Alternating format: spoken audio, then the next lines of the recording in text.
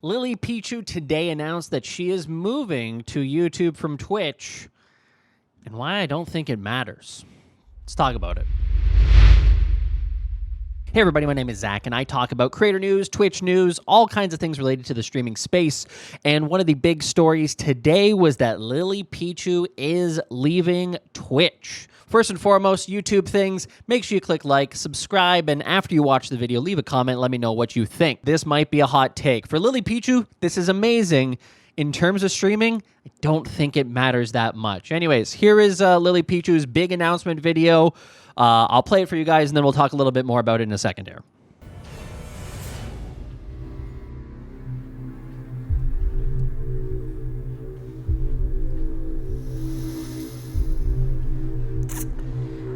Which one?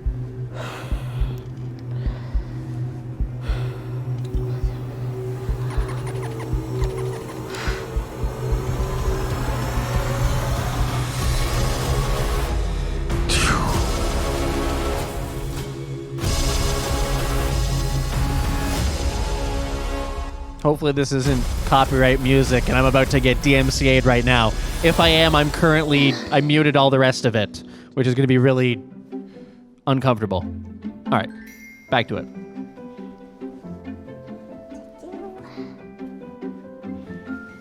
Bring in the dog, of course. Stay. Food, cake. Yes, yes. Penny, please just. It's a daily question I have with myself. Do I want proper food or do I want to eat cake? Good decision. Yep.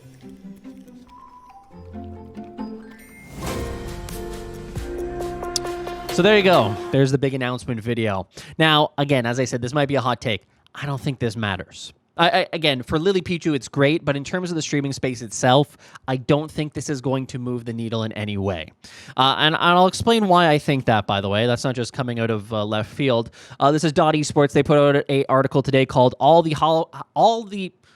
High-Profile Streamers to Leave Twitch. It's kind of a odd title, but anyways, all high-profile streamers who have left Twitch for YouTube gaming. This isn't the end of it either, apparently. Max Michelli ends up knowing more than we all do. Courage JD left, Valkyrie left, Dr. Disrespect left, Dr. Lupo left, Tim the Tatman left, Ludwig left, Sakuno left, Lily Pichu has now left. If we think back to the only comparable thing that this has happened in the past, we have to think about Mixer. Mixer paid for Shroud and Ninja to leave, and I think they also paid for Gothalion to leave, who just came back to Twitch after a stint at Facebook. But what ended up happening is they tried to do a big, splashy purchase of big content creators. Ninja, Shroud, can't get any bigger than that in order to try to get some heat along Mixer. Now, shortly after that, of course, within, I believe it was just a year for Ninja, maybe even 8 months, Mixer shut down, allowing them to end their contracts, walk away, choose where they wanted to go, and walk away with the bag.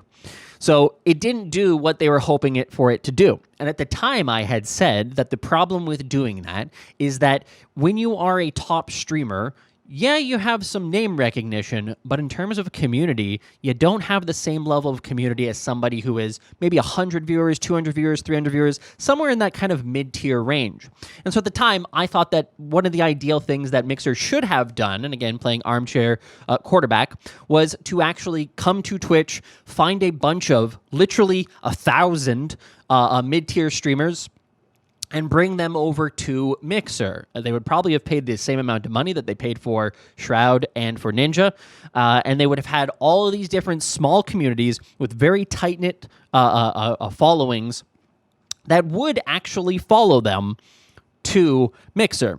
Now, again, don't have any direct information to, we don't have any direct data to verify that that's exactly what would happen, but just typically, when I look at mid-tier streamers, they can get their audiences to do anything. You want them to purchase a HelloFresh, they'll do it. You want them to download a game, they'll do it. That's why brands should probably work a lot more with smaller creators. But here is the other piece of data that I think is important to recognize about this. So YouTube obviously is not in the same situation as Mixer. Mixer was a fledgling streaming service. YouTube is obviously owned by YouTube and Google, and they print money in terms of their ads quarter over quarter. So they're not worried necessarily about money. But I don't think that acquiring streamers is about trying to beat Twitch. I think it's about changing sentiment. And here's what I'll show you. This is Streamlabs and StreamHatchet. They put out quarterly reports on the streaming space. It's the only one that actually covers YouTube directly. And they have some really fascinating data here. So again, this is a little bit old, May 4th. We'll hopefully get a new one in the coming weeks from them for quarter 2, and we'll see what the trends are like then. But if we go down here and we take a look, here's total hours watched on Twitch. Here's total hours streamed on per quarter on Twitch. You can see it's kind of gone down, but significantly up from where it was before the pandemic. Same with total hours watched. Down here, unique channels that went live. Platform average concurrent viewers is kind of trending upwards. But here's YouTube gaming. And this is the chart that I think is particularly important to look at. Total hours watched. Pre-pandemic, quarter 1. Again, the pandemic was in March of 2020. That's when it really started to kick off, when lockdown started to happen. And that's when a lot of platforms saw dramatic increases in overall viewership. YouTube doubled their live hours watched. They're now right back down to where they were when they started. Here's YouTube Live total hours streamed per quarter. They were 14.2 pre-pandemic. Now they're down at 8.7. Unique channels, 860,000 live. They got up to 1 million, but now they're down to 494,000.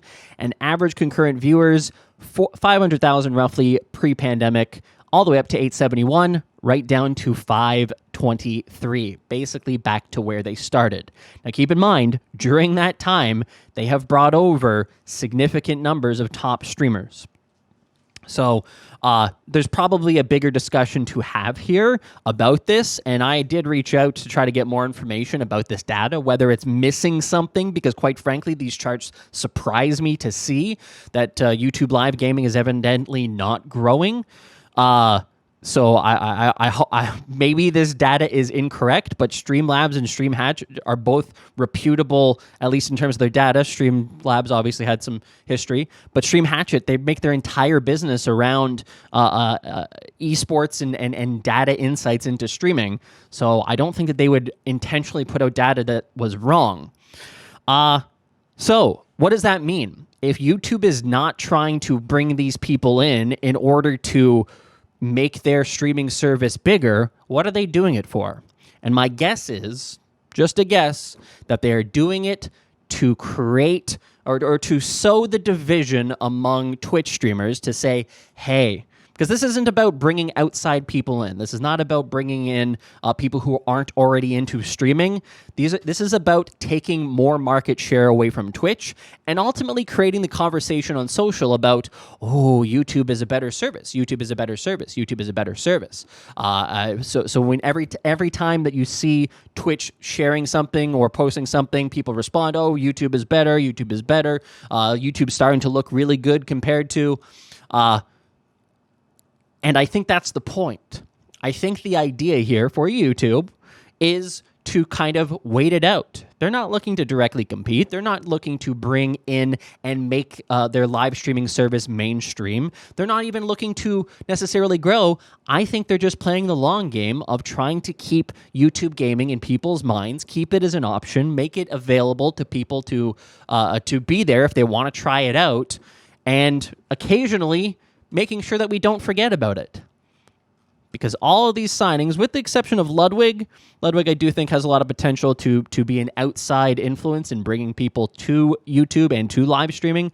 But everybody else here, I don't know that these are outside of streaming. I don't think that they're going to bring new people into the streaming space. I think it's a long game. I think they can just kind of wait out everybody's on Twitch to a level of disgruntlement with Twitch that people leave. I think that's the plan. We'll see, though. Anyways, guys, if you enjoyed this, please click like, click subscribe. Thank you so much for watching. I'll see you in the next one.